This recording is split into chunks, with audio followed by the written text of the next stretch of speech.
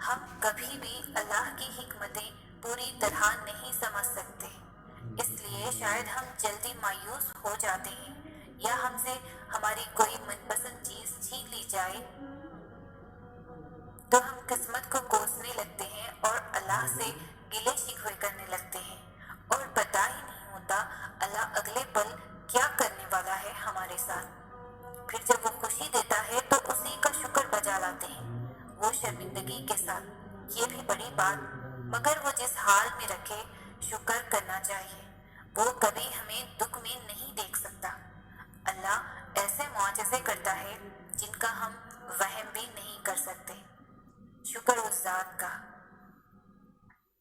قرآن مجید میں اللہ ہمیں بار بار اس سے چیزیں مانگنے کی یاد دلاتا ہے، چاہے وہ بڑی چیز ہو یا چھوٹی۔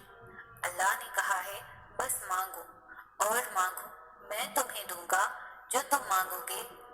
اللہ بہت پسند کرتا ہے جب ہم اس سے کوئی التجا کرتے ہیں، کوئی فرمائش کرتے ہیں، اس سے دعائیں کرتے ہیں، لیکن ہم اکثر اللہ کو بھول جاتے ہیں جب ہم رنگین اور عارضی دنیا میں کھو جاتے ہیں۔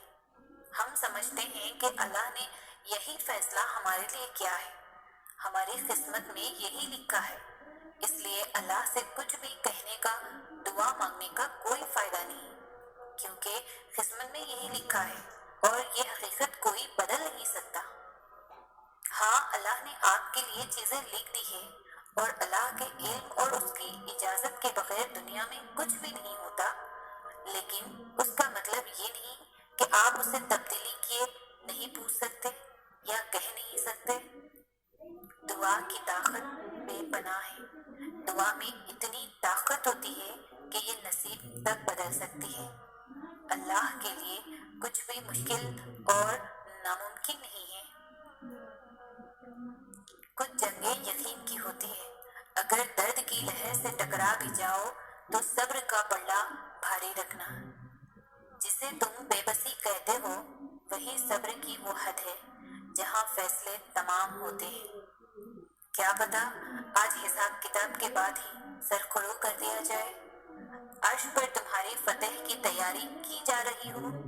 کیا پتا جسے تم مستقل شکست سمجھ رہے ہو وہ جیت کی پہلی منزل ہو۔ کیا پتا تمہاری مستقل دعائیں اسے تمہاری تقدیر بدلنے پر راضی کر دیں، وہ دعاؤں کا رخ قبولیت کی طرف موڑ دے، جس نے جب اس نے قرآن میں کہہ دیا ہے کہ تم مجھے پکارو، میں دعا قبول کرنے والا ہوں، تو بس یہ جنگ تو یقین کی ہے، اور اپنے بندوں پر بہت مہربان ہے۔ خود کو خدا کے حوالے کر دینا یہ نہیں کہ تم اس کے دیے پر سوال اٹھاؤ جو تمہیں عطا کر دیا گیا ہو، اس پہ ناشکری کرو، اور اپنے ارد گرد موجود ہر چیز پر نکتہ چینی کرو اور اپنی تقدیر کو کوستے رہو، بلکہ خود کو خدا کے حوالے کرنا یہ ہے کہ جہاں صبر کرنا ہو وہاں شکر ادا کیا جائے، کیونکہ خدا ہی ہے جو برے کو اچھا کر سکتا ہے، بہتر کو بہترین کر سکتا ہے، اور جو اچھے کو بگاڑ سکتا ہے اور بگڑے ہوئے کو پھر سے اچھا کر سکتا ہے۔ تو پرسکون رہو خدا کے لیے اور دیے پہ الحمدللہ کہو، اور خدا کی رضا میں راضی رہو، پھر خدا تمہیں وہ بھی دے گا جو تمہارے گمان پر بھی نہیں ہوگا۔ ہمارا کردار ہماری عادات کا مجموعہ ہوتا ہے۔ آپ ایک سوچ کا بیج بوئیں گے تو عمل کی فصل اگے گی، ایک عمل کا بیج بوئیں گے تو عادات کی فصل اگے گی، اگر عادات کا بیج بوئیں گے تو کردار کی فصل اگے گی، اور اگر کردار کا بیج بوئیں گے تو تقدیر کی فصل اٹھے گی۔ جب تم اللہ سے محبت کرنے لگتے ہو تو اس کی کہی ہر بات کا مطلب واضح ہو جاتا ہے۔ اس کی محبت پر یقین تو پہلے بھی ہوتا ہے، لیکن دل سے بھروسہ نہیں ہوتا، اس لیے تو دکھ سہنا مشکل ہوتا ہے، مشکل لگتا ہے، کیونکہ ہم کنفیوزڈ ہوتے ہیں۔ اللہ کہتا ہے کہ صبر سے کام لو، بے شک ہر مشکل کے بعد آسانی ہے۔ اللہ کہتا ہے کہ تم مجھ سے مانگ کر تو دیکھو، میں نہ دوں تو کہنا۔ اللہ کہتا ہے کہ امید کا ساتھ کبھی مت چھوڑنا اور اداس مت ہونا۔ اللہ کہتا ہے کہ بس مجھ پر بھروسہ رکھو۔ اللہ کہتا ہے کہ یہ کبھی مت سوچنا کہ میں تم سے بے خبر ہوں، میں سب جانتا ہوں، دیکھ رہا ہوں اور سن بھی رہا ہوں۔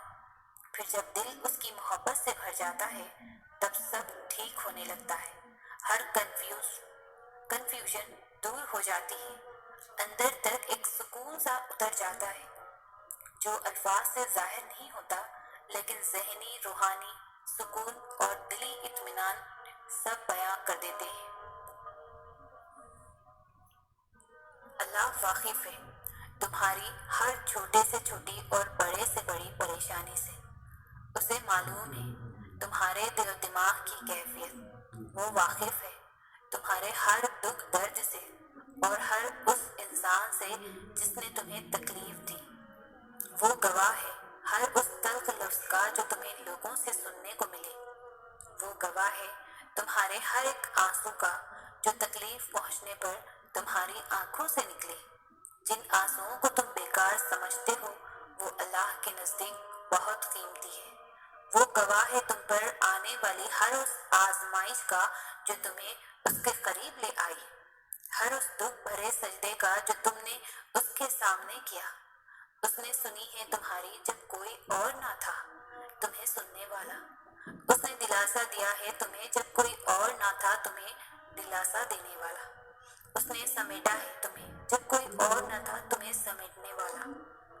اپنے اوپر آنے والی تکلیفوں کو تم تو بھول جاتے ہو لیکن وہ نہیں بھولتا، خود کے ساتھ ہوئی زیادتیاں تم بھول جاتے ہو لیکن اسے سب یاد رہتا ہے۔ بے شک وہ ہر چیز سے واقف ہے اور وہی بہترین انصاف کرنے والا ہے، اور تمہارا رب بھولنے والا نہیں ہے۔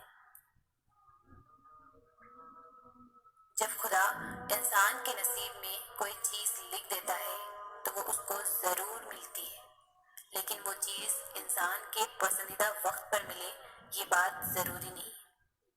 اللہ کی مصلحت انسان کی محدود سوچ سے کئی زیادہ اور اس کا مقرر کردہ وقت بھی، کیونکہ جب وہ عطا کرتا ہے تو ہمیں ہر مشکل سے بڑا صلہ دیتا ہے، اور جب وہ ہمیں کسی شے سے دور کر دیتا ہے تو یہ بھی اس کی نعمت کی ایک شکل ہوتی ہے۔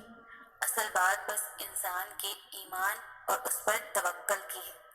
صبر رکھیے، وہ ہر تکلیف اور ناانصافی میں آپ کے ساتھ ہے، اور جس کے ساتھ اللہ ہو اسے کسی اور کے ساتھ کی ضرورت نہیں رہتی۔